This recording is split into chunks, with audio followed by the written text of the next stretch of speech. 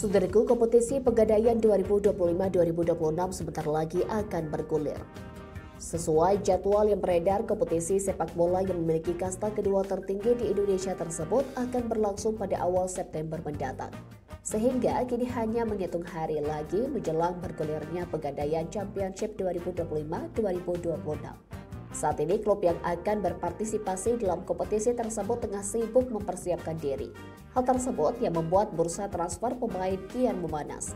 Salah satu klub yang gencar memburu pemain barunya untuk mengarungi Pegadaian Championship adalah Persiraja Banda Aceh.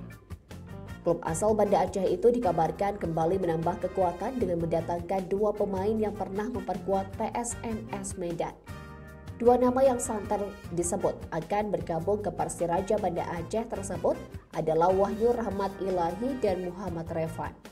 Keduanya merupakan mantan penggawa PSMS Medan yang tampil cukup solid di musim sebelumnya dan kini dikaitkan dengan Persiraja Banda Aceh dalam bursa transfer tengah musim.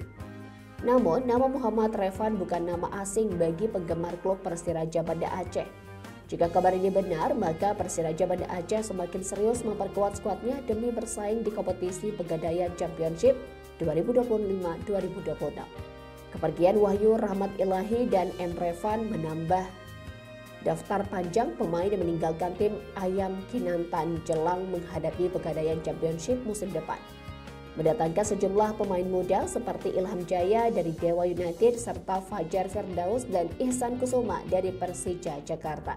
Bursa transfer Pegadaian Championship dipastikan masih akan menghadirkan kejutan dan Persiraja Banda Aceh termasuk salah satu tim yang paling aktif dalam perburuan pemain.